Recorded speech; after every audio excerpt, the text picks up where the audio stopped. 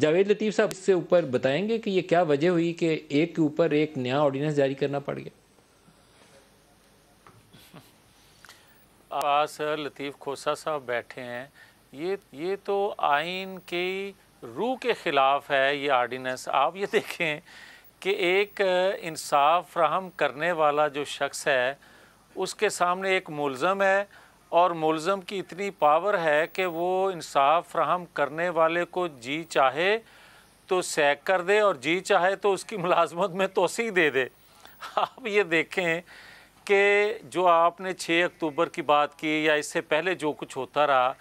تو 3.5 سالوں میں ندیم ملک صاحب پھر جو ہم رونا روتے رہے، ادارے بات کرتے رہے، یہاں تک کہ عدلیہ بات کرتی رہی نیب کے کردار کے حوالے سے، اور جو ہم کہتے تھے کہ یہ ایک بن گیا ہوا ہے، اس کا ہتھیار بن گیا ہوا ہے حکومت وقت کا، کہ حکومت بھی وہی چلا رہا ہے نیب، اور اپوزیشن سے انتقام بھی لے رہا ہے وہی، یہ آج باتیں ثابت ہو رہی ہیں۔ مگر میں یہ ایک چیز بتا دوں ندیم ملک صاحب،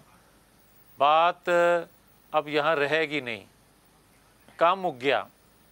یہ وینٹیلیٹر پہ یہ جو مطلب حکومت بڑے وقت بڑے دعوے ہے، آپ کافی سالوں سے کر رہے ہیں جاوید لطیف صاحب، اس میں اتنی جان نہیں ہے۔ یہ کافی پی ڈی ایم بناتے ہوئے بھی آپ نے بڑے بتایا تھا 30 دسمبر 31 دسمبر آر یا پار، وہ آپ کا ہی آر پار ہو گیا۔ اچھا میری بات تو سن حکومت لیں، بیٹھی ہوئی ہے آرام سے۔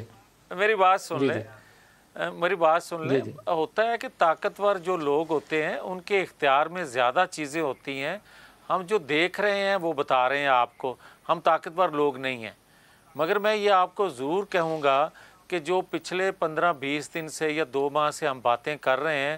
ان میں سچائی اتنی ہے اور اس میں صداقت آپ کو نظر اس طرح آ رہی ہے کہ آپ نے دیکھا کہ پچھلے 3-4 دن پہلے سعودی عرب نے جو آپ کو آکسیجن دی ہے وہ حکومت وقت کو نہیں دی،